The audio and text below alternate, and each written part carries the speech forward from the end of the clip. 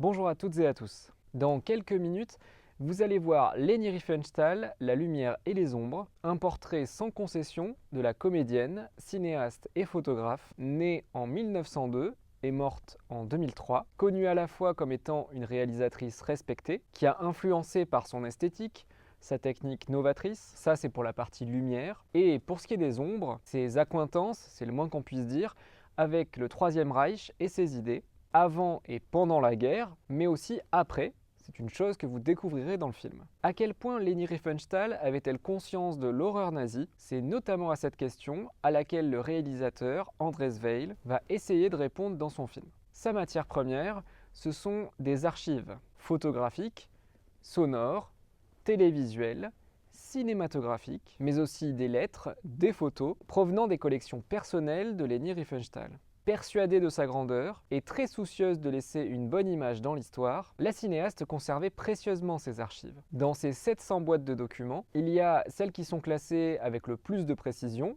dont elle était fière, et d'autres plus embarrassantes, davantage cachées, comme ses nombreuses photographies avec Hitler ou Joseph Goebbels, le ministre de la propagande.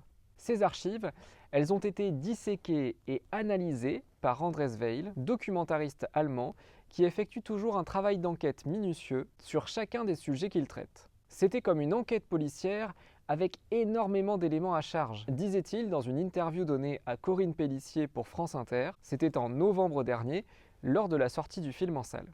La conclusion du réalisateur enquêteur, c'est que Leni Riefenstahl, je le cite, s'est souvent emmêlé les pinceaux en voulant livrer sa vérité. Toute sa vie, elle a réussi à imposer la version qui l'arrangeait.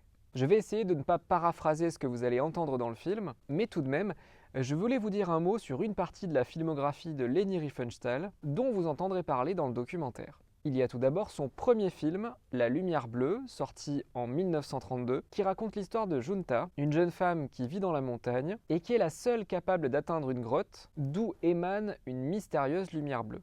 C'est un film poétique qui mêle drame et fantastique et qui a été reconnu au Festival de Venise. Après l'arrivée au pouvoir d'Hitler, Leni Riefenstahl réalisa 2 documentaires de commande. Tout d'abord, Le Triomphe de la volonté, en 1935, un film qui met en scène le 6e congrès du parti nazi à Nuremberg en 1934 et qui glorifie complètement Adolf Hitler et le régime. On y voit des défilés, des discours exaltés, le nazisme y est clairement montré comme une force d'unité et de puissance. Il reste un film majeur de l'histoire du cinéma pour sa maîtrise visuelle et ses innovations techniques, tout en étant une œuvre de propagande.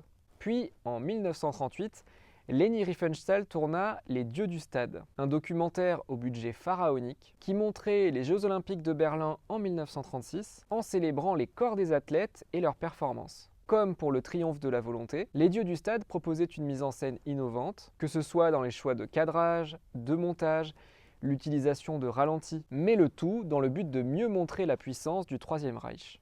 Enfin, vous entendrez aussi parler de Tiefland, un film tourné pendant la Seconde Guerre mondiale, mais qui n'est sorti qu'en 1954, célèbre autant pour ses images spectaculaires que pour le fait d'avoir utilisé des figurants roms issus de camps de concentration.